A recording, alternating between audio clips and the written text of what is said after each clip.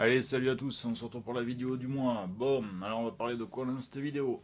On va parler tout d'abord de l'autorail EAD JOUF que j'avais commandé d'occasion, qui était dans un état correct, mais il y avait pas mal de travail dessus à faire. Donc ça y est, il fonctionne. Bon, il y aura encore quelques bricoles, installer l'éclairage, toujours des petits trucs à faire, mais bon, moins une prise de tête que la Z4100. D'ailleurs, je vous rassure, l'histoire continue, donc on en reparlera plus tard. Sinon, on va parler d'une petite nouvelle qui est arrivée, une V200 que j'ai trouvée d'occasion en super bon état. Donc voilà, j'en ai trouvé une deuxième. On va parler aussi faire des arbres avec ce que nous offre Dame Nature, avec une herbe sèche. Alors je sais pas le nom, s'il y en a qui se connaissent en tout ce qui est jardin, herbe sèche, et bien si vous avez le nom, vous me le donnerez. Et puis on va parler de voitures Mistral que j'ai reçues. Des voitures d'occasion, j'en ai reçu 5. Alors il y en a 3 qui sont en super bon état, 2 qui sont en état, mais il y a un petit peu de restauration à faire, mais de belles voitures. Et on finira, on va parler de l'emplacement exact de la gare de Saint-Rémy au niveau géographique, puisque certaines choses vont changer. Donc je vais vous expliquer tout ça, c'est pour ça que je planche d'ailleurs sur des cartes de la région pour vous expliquer l'emplacement exact de cette gare, pour faire les choses correctement. Bon, allez, on va commencer donc avec l'EAD JOUF, le 4737. Donc, je l'avais reçu d'occasion. Il était dans un état, bon, au niveau carrosserie, tout ça, il était nickel, il n'y a pas de souci. Par contre, il n'y avait plus de moteur, il n'y avait plus de prise de courant, enfin, il n'y avait plus rien. C'était une coquille vide. Alors, ce qui s'est passé, c'est que j'ai racheté un bogie moteur. J'ai refait les prises de courant, j'ai rajouté une prise de courant au niveau de la remorque. Comme ça, ça permet de prendre un peu plus de jus. Et donc elle est opérationnelle, elle fonctionne. Maintenant il me reste à faire quoi? Bon, les petits détails. Remettre des rambardes, un peu de patine, l'éclairage, tout ça. Mais bon, le principal déjà c'est qu'elle fonctionne. Donc on va faire un petit essai. On va voir ça ensemble. On va voir sur la longueur du réseau. Allez, on est parti.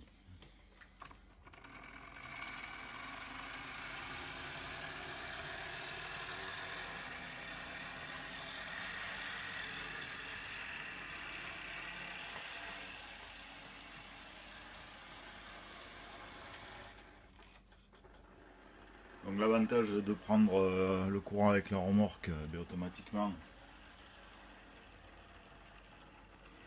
ça nous permet d'avoir un ralenti satisfaisant.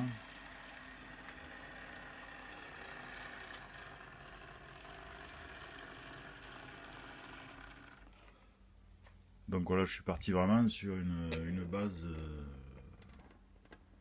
mais alors c'était une coquille vide, quoi, il n'y avait plus rien. Alors il y avait encore le bogie moteur, mais bon, il y a un essieu qui était défectueux.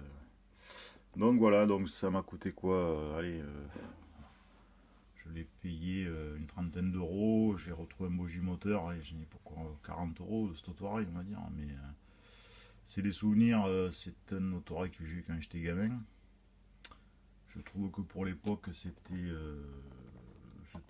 déjà pas mal, c'était une belle pièce. C'était déjà pas mal et on était bien content de les avoir. Donc c'est sûr que c'est pas du LS modèle, mais pour l'époque c'était déjà une belle réussite. Allez, on va les refaire faire.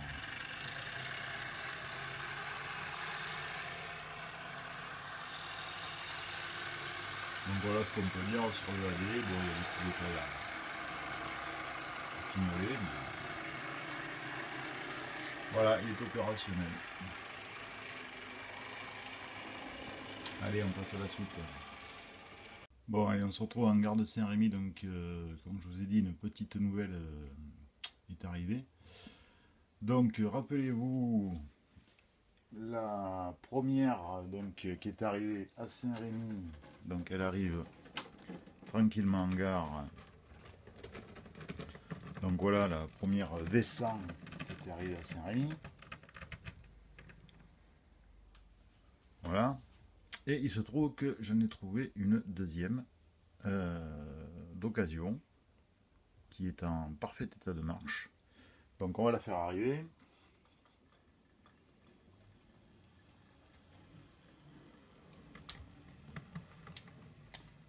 Voilà donc la petite deuxième qui vient d'arriver. Alors là il s'agit d'une V212. Donc comme vous pouvez voir, bon, elle est rouge celle-là. Donc elle est aux couleurs de la Dutch Ban, de la DB. Alors le truc qu'il y a, c'est que je me suis dit, bon, la repeindre ça serait dommage. Parce que franchement elle est quand même en état. Alors la patiner, oui, pourquoi pas. On va aller s'approcher. La patiner, alors pourquoi pas, oui, effectivement. Mais je me suis dit, franchement, on va la prendre, on va aller. Je me suis dit, franchement, ça serait dommage de la patiner, quoi. Donc c'est une machine qui est en parfait état. On va se mettre un petit peu plus à la lumière. Donc on peut voir, donc elle est au marquage de la DB. Elle est nickel chrome, quoi. Franchement, il n'y a rien à dire, c'est une occasion. Je l'ai payé le même prix que l'autre. Donc elle a l'effet inversé. Alors je verrai ce que je vais faire. Donc je pense que je vais peut-être, bon, déjà j'ai le marquage DB, mais je pense que je vais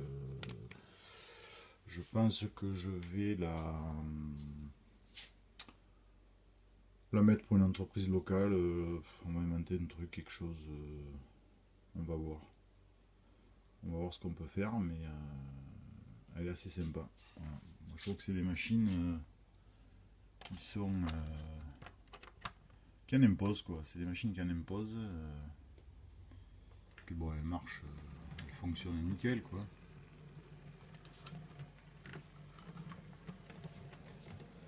Vous pouvez voir, hein.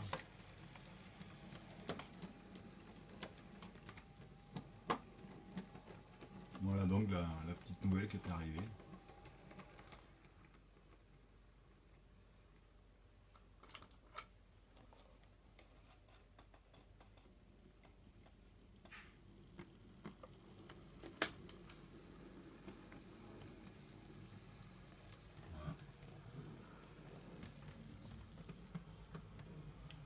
Voilà ce qu'on peut dire sur cette V212 qui revêt le parc avec sa petite sœur.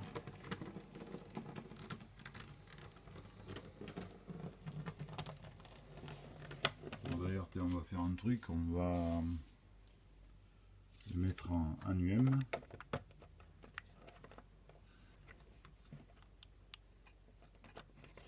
Voilà. Allez. Voilà ce qu'on peut dire. Donc on verra ce que cette machine sera amenée à faire. Allez, à la suite. Bon allez, on se retrouve pour un autre matériel qui vient d'arriver. Donc je viens de recevoir, alors là vous avez 3 voitures Mistral JOUF. J'en ai reçu 5 en tout. J'ai 2 fourgons générateurs et j'ai une autre voiture restaurant. Les 2 autres sont en état, il y a un petit peu de restauration à faire, surtout changer les bogies. Par contre les 3 premières étaient dans un état nickel. Voilà. Donc ces voitures je les trouve superbes. Alors faut pas confondre avec les voitures du PBA, Paris-Bruxelles-Amsterdam. Donc il s'agit bien des voitures Mistral. Je les ai eues à un prix super intéressant et elles sont vraiment en super état. Alors bien sûr, bon, c'est vraiment pour un petit plaisir que je me suis fait parce que je les trouve superbes. Après on peut toujours s'imaginer de faire des rames. L'avantage c'est qu'on a toujours un peu L'imagination, on peut faire ce qu'on veut. Hein. Voilà donc pour ces 3 voitures Mistral.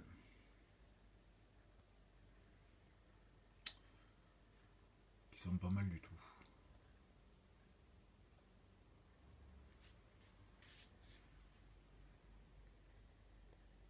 Voilà. Bon, c'est sûr qu'on va pas en parler pendant des heures. Hein. C'est des voitures voyageurs. C'est du jouef. C'est sûr que ça n'a rien à voir, même si ça n'a rien à voir, les voitures jouef qu'ils avaient fabriquées à l'époque pour le Paris-Bruxelles-Amsterdam, c'est sûr que ça n'a rien à voir. Bon, là c'est du Mistral, mais c'est de belles voitures. On va en prendre une. Allez, on va prendre celle-là. Donc voilà quoi.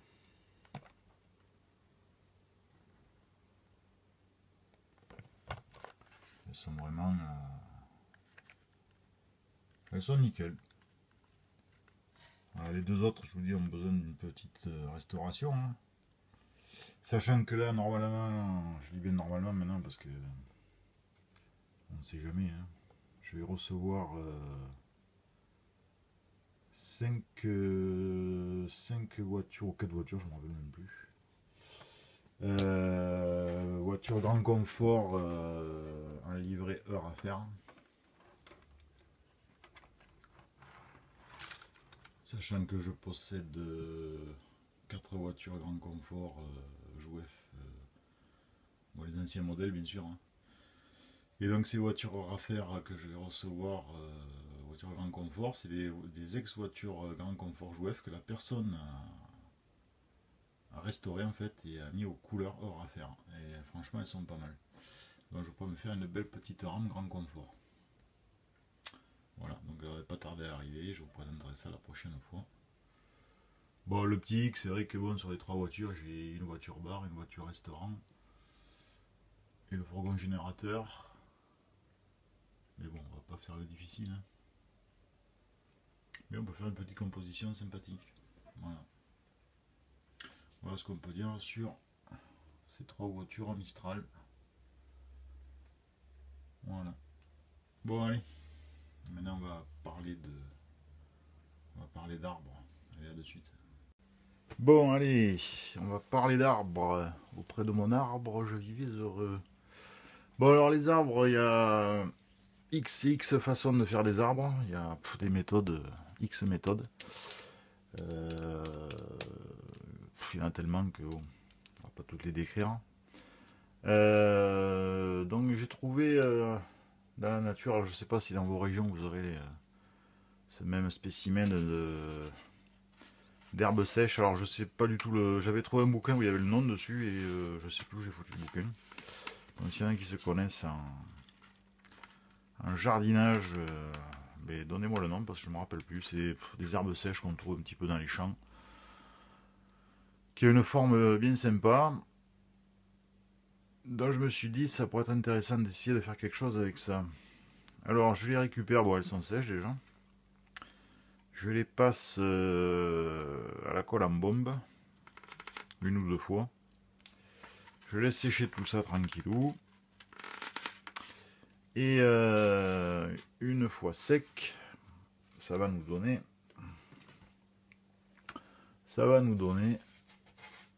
ceci. Voilà.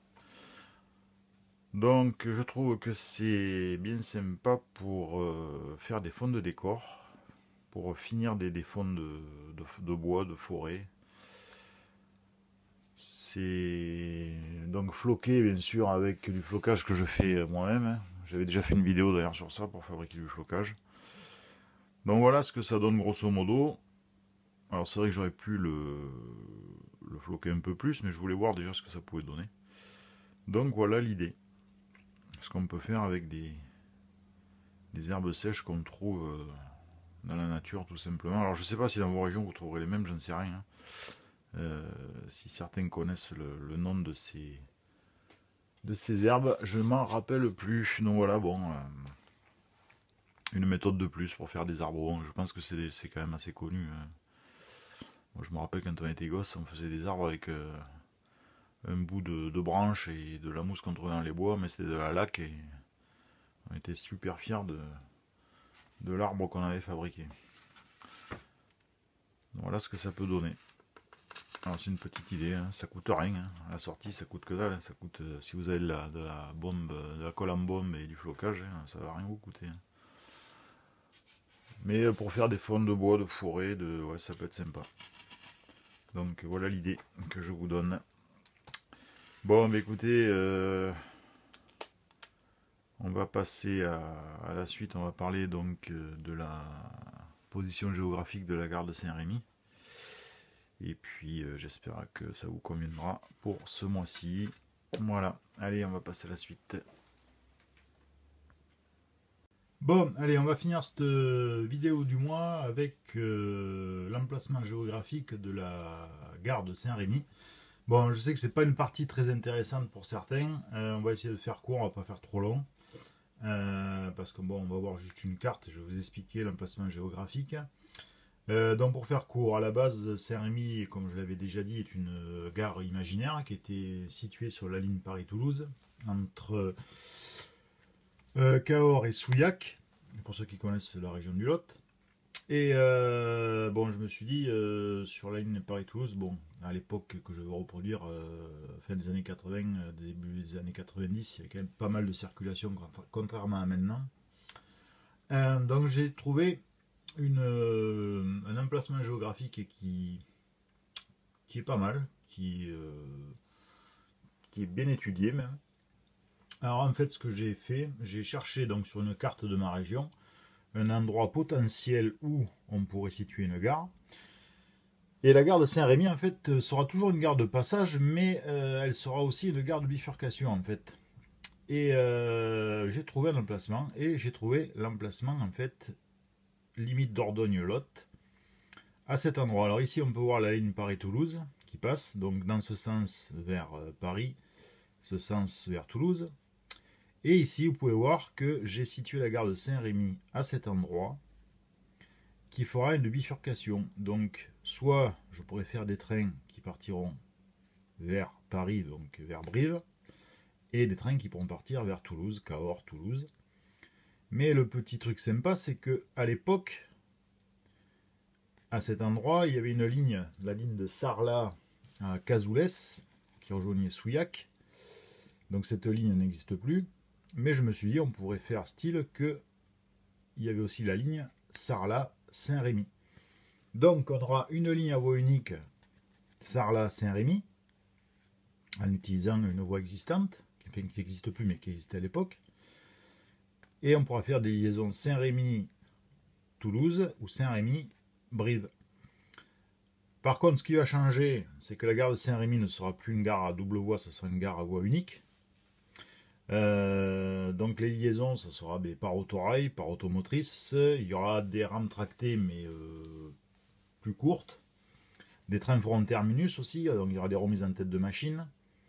Le petit plus, c'est que je vais très certainement faire style que, on va dire que on aura une rampe pour partir vers Brive, donc il y aura besoin d'une machine de pouce de Saint-Rémy jusqu'à la fin de la bifurcation.